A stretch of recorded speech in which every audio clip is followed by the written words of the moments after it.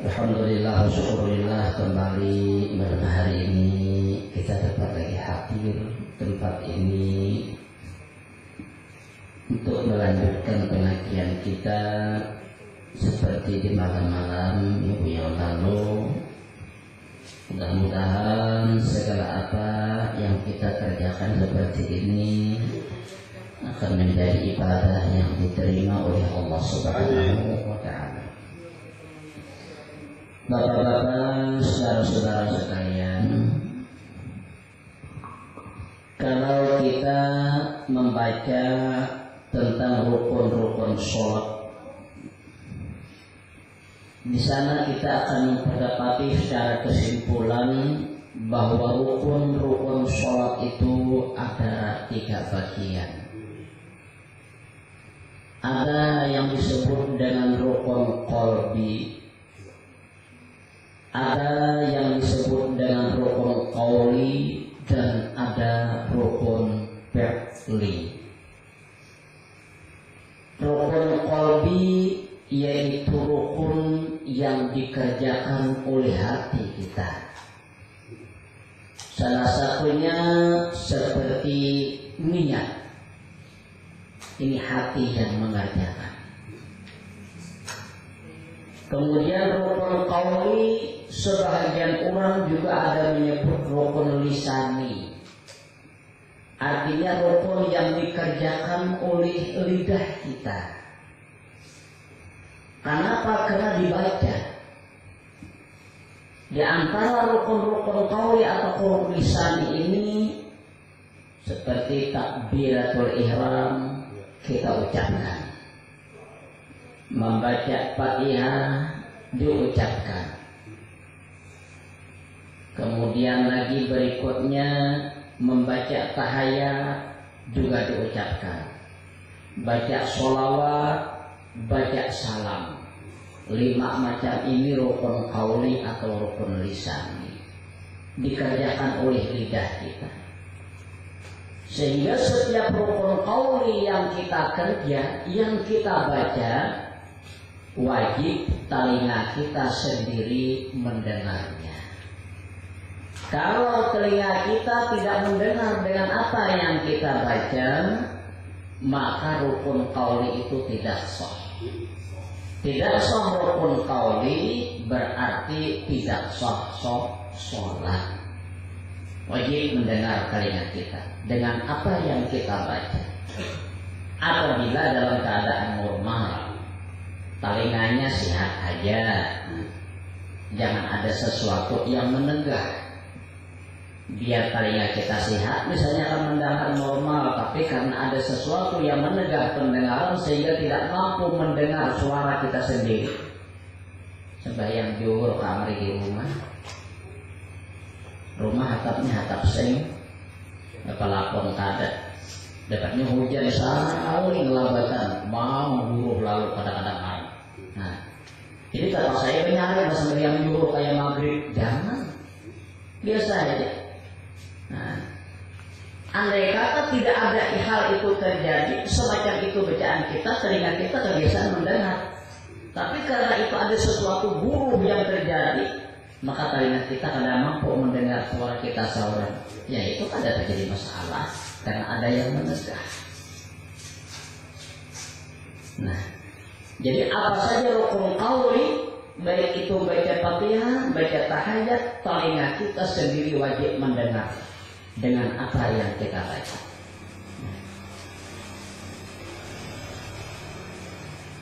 Jadi cukup sekadar dengan kita seorang mendengar.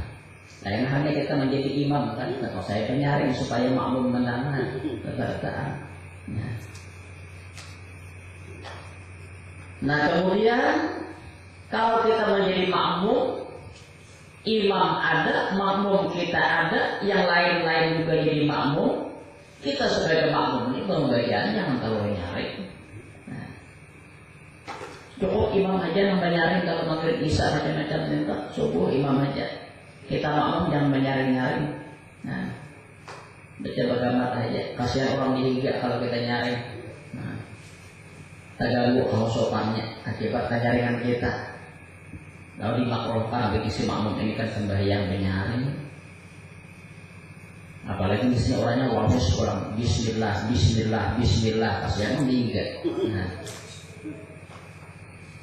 Nah kemudian ada lagi rukun fi'li.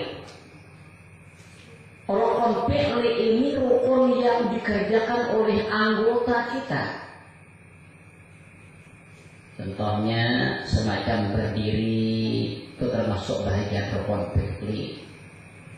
Rukuk, i'tidal, sujud, duduk antara dua sujud, duduk tahiyat, tumanina, ini namanya rukun-rukun fi'li.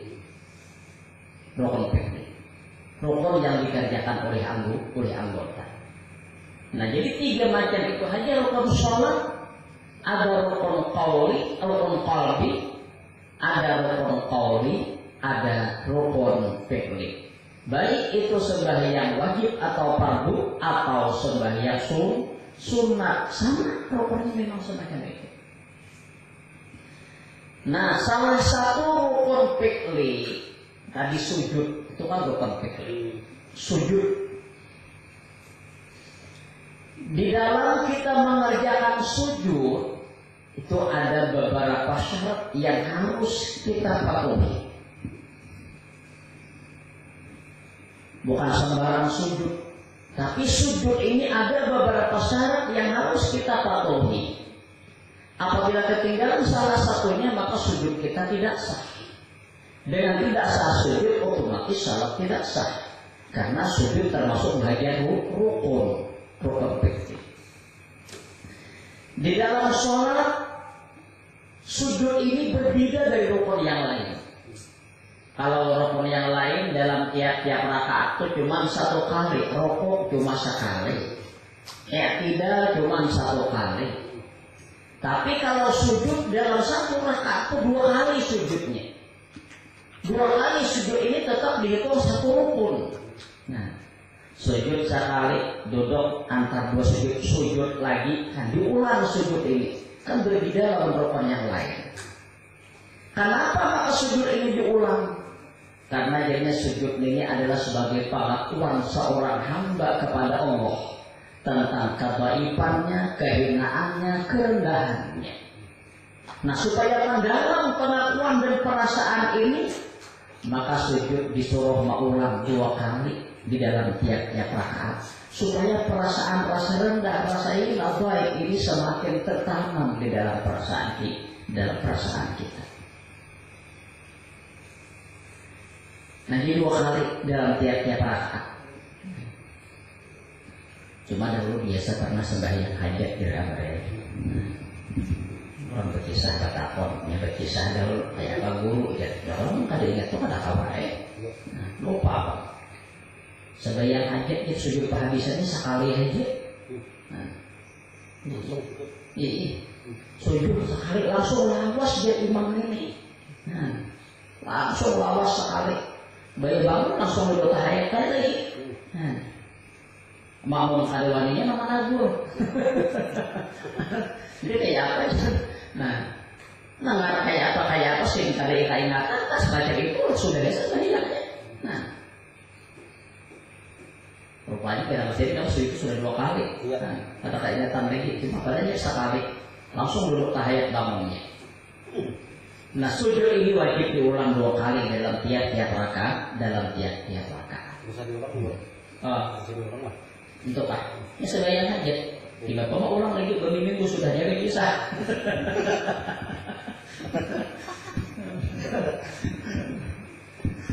Nah dalam sujud ini salah satu syarat sujud wajib meninggikan punggung dari kepala. Itu 1 macam.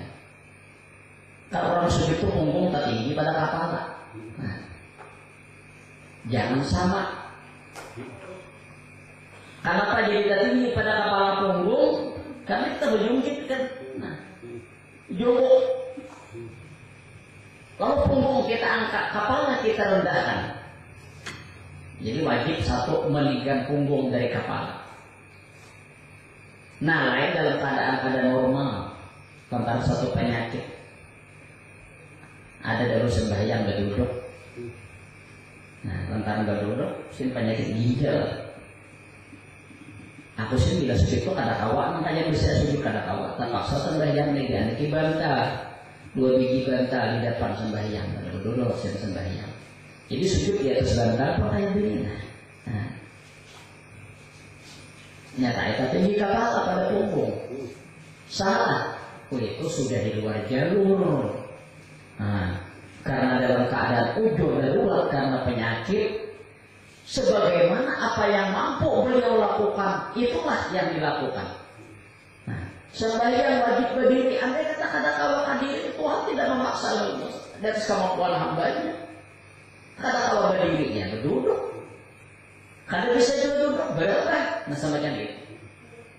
Syarat pertama di dalam sujud wajib meninggikan punggung dari kepala. Bila dalam keadaan normal kada apa-apa, nah, wajib punggung ditinggikan. Nah, jangan melukuk. Ini sujud kalau melukuk itu lain. Nah, kalau melukuk itu punggung lawan kepala sama ya. Nah, satu macam. Kemudian yang kedua, salah satu syarat sujud yang kedua, menyentuhkan sebahagian dahi ke tempat sujud dengan terbuka. Nah, menyentuhkan sebahagian dahi ke tempat sujud dengan terbuka. Bila tertutup dahi, walaupun sujud, tapi dahi tertutup sebanyakan, ada dengan tersentuhnya ke tempat sujud, sujudnya ada sah. Memasang kopinya kalau makanan kayak gini. Nah, tertutup semuanya, dari sujud kita. Nah, anak tempat sujud kada. Maka tertutup kopinya semuanya. Atau begini masa anak terlalu turun makanan kayak gini. Nah, sujud kita ini kada terbuka dari. Ada tersentuh dengan tempat sujud itu tidak sah sujudnya. Jadi syarat kedua menyentuhkan sebahagian dahi, bukan semuanya, sebahagian asal ada. Disentuhkan ke tempat sujud dengan keadaan terbuka dahinya. Nah, satu tanah dari pasang kopiah. Nah, kalau orang lagi dahi ada bapak datang, sebelah rambut aja kita dahi kada sah sujud. Namun sebelah rambut, jangan kali sebelah satu bila rambut ada apa-apa ya. Sekarang wajib bukan seluruh dahi, hanya sebahagian dahi. Bila ada tersentuh sedikit itu dahi, maka ada talapek, maka ada tertutup, ya sudah sah, sudah sujud. Nah, kalau hanya sebelah rambut misalnya barangkali kalau untuk perempuan kayak. Nah, kalau perempuan barangkali sebelah rambut saja keluar dari mukanya memang syaratnya tidak sah bila ia akan sengaja itu. Kenapa? Karena rambut termasuk bagian aurat bagi wanita. Kalau kita laki-laki dia ada kopiah, dia sembahyang. Tak ada ini rambut. Ada gitu kok pertanyaan sedikit aja dari ke atas sujud sudah sah. Nah, atau jangan dahi itu tertutup dengan apa yang dipakai. Nah, ada selama kopiah dengan apa yang dipakai sehingga dahi tertutup. Waktu sujudnya, sujud kada sah. Besuban, nah sembahyang. Sekali waktu sujud, lo suban namanya kayak gini. Nah, tapi itu sujudnya. Atau bisa aja itu sujud kayak gini. Soalnya mau jong sorban ini begitu sujud, hampar kayak itu sujud. Di sini kan ada sah juga. Karena talapik dengan apa yang dipakai di awal, di tubuh kita. Nah, lain ini di anak berdahulu kita bersujud kada apa-apa. Karena ada dipakai. Nah, jadi kalau talapik dengan apa yang dipakai, baik itu kopiah atau sorban atau baju apa segala, kalau itu kita pakai di waktu kita sujud sehingga menutup dahi kita, ada antara dengan tempat sujud, maka sujud kita ada sah. Di binian terkadang bisa terjadi. Di binian itu mukananya itu apa namanya itu ada sarungnya, ada karena bagian atasnya. Nah, waktunya sujud kalau lurung ini ke depan. Nah, kalau lurung ke depan, lo tak hampar di muka. Lalu sujudnya di atas ini. itu ada boleh itu kada disahkan sujudnya itu. Nah, karena masih ada terantara dengan hal yang dipakai terlalu durung sehingga mukanya terhampar pada depan. Nah, pada saat sujudnya. Kemudian yang ketiga syarat sujud, menaikkan dengan sebarat kepala. Nah, begitu sujud, bujur-bujur letakkan kepala ini, bujur-bujur letakkan siapa sebarat kepala, seitulah jangan ditahan-tahan. Nah, sedikit bisa dialir, ditahan kepala, sedikit tersentuh gaya kita bersujud, kepala diangkat, tak kada dimuliakan. Bujur-bujur diletakkan kepala kita bersujud, siapa keberatan kepala, semacam itulah kita sujud. Kada juga tikir dihemat, kada juga. Kita. Nah, lainnya ada penyakit. Aku di sini ada awak masa berat kepala, aku lebih susah di dahi. Lebih susah di dahi. Nah, anak sini aku beriman sujud untuk bersebar. Kalau pacah, keluar darah. Nah, kalau sedikit menyatukan dahi, sedikit tersentuh dahi. Nah, salah. Itu karena ada satu penegah. Nah, kalau kita tidak ada apa-apa ini, dua sujud itu wajib diletakkan dahi kita bersujud ditikin sebelah kepala kita. Artinya jangan diangkat-angkat, jangan diarit-arit, mengangkat itu. Nah, dahi mewajib. Ada orang berpendapat hidung jadi wajib dikarenakan. Udah hidung kada wajibnya dari aja. Hidung itu hanya urusannya sunat. Nah, sunat mengenakan hidung itu tanpa sujud. Cuma bukan wajib. Kalau dikatakan wajib kan mesti ada orang yang hidung pising, hidung minta. Tapi mengenakan tanpa sujud. Nah, jadi hukum itu ada logika aja tuh. Nah, ini. Nah, kalau hidung main itu nyaman. Nah, mesti aja dari toko. Hidung itu mengalihan kalau wajib. Jadi namanya itu cuma dari hidungnya urusannya sunat. Nah, dikarenakan tanpa sujud. Nah, jadi satu tadi meninggikan punggung dari kepala, yang kedua mengenakan sebahagian dahi kita bersujud dengan terbuka, yang ketiga menaikkan sebarat kepala kita. Kemudian yang keempat menyentuhkan kedua tapak tangan, bukan tepi tangan, tapak tangan, menyentuhkan kedua tapak tangan. Walaupun tertutup ada apa, ibaratnya tangan besarong, ada apa ya sebanyak tangan besarong tadi dinginan, lo dipakai sini sarung tangan, sehingga tertutup sebanyak mereka apa. Cuma telapak tangan wajib dibuka di waktu sujud. Nah, mana telapak tangan itu jangan kayak gini. Nah, kalau kayak gini kan ada tepi-tepinya, jangan kena. Ini menyentuhkan dia besarong pada bapak. Nah. Itu menyentuhkan jari telapak tangan yang membuka telapak tangan di waktu sujud, jangan semacam ini. Buku ini kita buka semacam ini. Nah, kalau telapak tangannya yang tersentuh. Nah, sama.